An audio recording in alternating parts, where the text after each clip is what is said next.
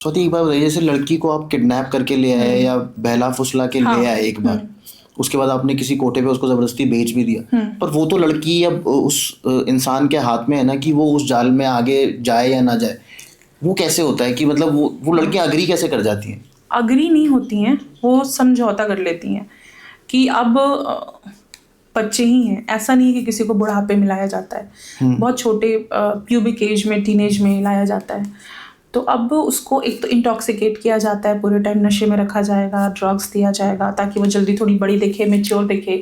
And उसके अलावा उसको यही बोला जाता है 24 घंटे उसके दिमाग में कि अब क्या देख, तेरा बाप भी तेरा नहीं है, समाज नहीं बुलाएगा, तुम कहाँ जाओगे, तुम ना तुम अब स्कूल जा पाओगी, ना दोस्त, ना यार, क्या बताओगी, कहाँ थी इतने दिन तक, कैसे तुमको मतलब ऐसा दिमाग कर दिया जाएगा कि तुम्हारा तो अब कोई नहीं है, जाना चाहती हो जाओ, कहाँ रहोगी, सिग्नल पे बैठोगी, कहाँ बैठोगी, फिर तुमको यहीं आना है। इस तरीके से उनको ये कर दिया जाता है। फिर अंत में उनको, बच्चा है ना वो, उसके दिमाग में आया कि हाँ अब तो कोई नहीं है, चलो ठीक है, तो यहीं रहते हैं, या तो वो मर जाएं या तो फिर शुरू कर देती। एंड दे आर लाइक कि ड्रग एडिक्ट्स, क्योंकि आप नॉर्मल स्थिति में ऐसे काम कर ही नहीं सकते। दिन में 10-10, 15-15, 50-50 लोगों के साथ आप कर ही नहीं सकते।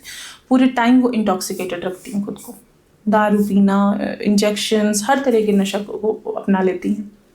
ये होता है। स्वाति, ऐसा कुछ है कि इन स्टेट्स की लड़कियों को प्रेफर किया जाता है, या जैसे अगर मैं देखूँ तो नेपाल में आई थिंक काफ़ी है, नेपाल से बहुत ह्यूमन ट्रैफिकिंग इंडिया में आती है, क्योंकि वहाँ की लड़कियाँ थोड़ी खूबसूरत होती हैं, गोरी चिट्टी होती हैं, और नैन नक्श उनके अच्छे होते हैं, तो ऐसा कुछ होता है? हाँ, जो नेपाल या नॉर्थ ईस्ट से हमारे यहाँ लाई जाती हैं इधर, तो उनको फॉरेन मोस्टली रखा जाता है या स्पा सर्विसेज में रखा जाता है। और फॉरेन में इसलिए क्योंकि उनकी आइज़ वगैरह स्ट्रक्चर थोड़ा सा उधर से मैच कर जाता है। हाँ, तो वहाँ मतलब वो थोड़ी फॉरेनर, हमारे लिए भी तो वो फॉरेनर है ना, हम कहाँ उनको एक्सेप्ट कर रहे हैं कि they are the integral part of India, हम भी तो नहीं एक्सेप्ट कर रहे। चीनी ये वो अनशन बुलाते हैं, तो उनको फॉरेन सप्लाई कर दिया जाता है, या फिर स्पाज में आपको मिलेंगे। हाँ, या फिर अगर कन्विंसिंगली ब्यूटीफुल नहीं है सोसाइटी के सो कॉल्ड पैरामीटर्स के अकॉर्डिंग, तो फिर वो बॉन्डेड लेबर में या हाउस हेल्प्स में जाएंगी, या इस तरीके से सबका मतलब अलग है। बहुत ही सुंदर है तो उसको ये वाला कोठा लॉट होगा। एक और हमारे यहाँ बहुत ही गंदा नॉर्म है, मिथ है कि अगर वर्जिन के साथ सेक्स करना is good, and specially for those who have AIDS. And ये बहुत हाई प्रोफाइल के लोगों की बात कर रही हूँ मैं, मतलब जो जैसे अगर मुझे एड्स है तो मैं किसी वर्जिन के साथ सेक्स करना चाहता हूँ, हाँ करोगे तो वो एड्स का ठीक हो जाएगा। नहीं ठीक हो जाएगा, ऐसा मिथ है। तो ऐसे लोग, ऐसा स्पेशल कोठा है कि अच्छा यहाँ पे वर्जिन बच्चियाँ रहती हैं, तो ऐसे लोग अच्छे ब्यूरोक्रेट्स, पॉलिटिशियंस इन्वॉल्व होते हैं इसमें, जाते हैं वहाँ पे। अभी इतने स्पेसिफिक कोठे भी हैं? कोठे में भी जाएंगे, हाँ स्पेसिफिक कोठे भी हैं, या फिर वहाँ से अगर हाई फाई हैं तो उनके घर पे भी जाएंगी, या जहाँ भी होटल वगैरह में वो बुलाएंगे, ऐसा है। मुझे सीरियसली बताऊँ, मुझे अब समझ नहीं आ रहा मैं आपसे पूछूं क्या, मेरा दिमाग इतना हिल गया है ये सब सुन के।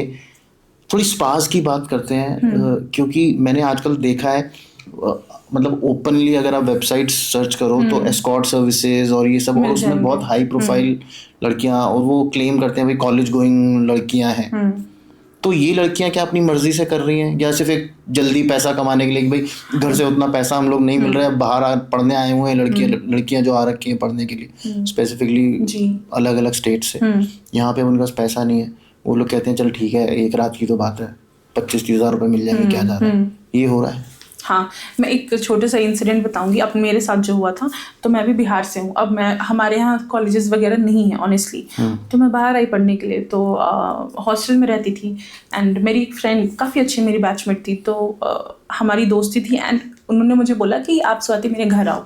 हम तो, मुझे अब जो हॉस्टलर्स होते हैं उनको तो घर चाहिए ना, लगता है खाना मिल जाए। हाँ, तो आई वॉज वेरी हैप्पी कि मुझे जाना है। एंड फिर सडनली उसका कॉल है कि यार मत आना, मम्मी गुस्सा कर रही है और कह रही है कि उससे बात करने की ज़रूरत नहीं है, हॉस्टल वाले लोग अच्छे नहीं होते हैं, ऐसी लड़कियों से नहीं रखना है रिश्ता, तो दोस्ती नहीं रखेगी।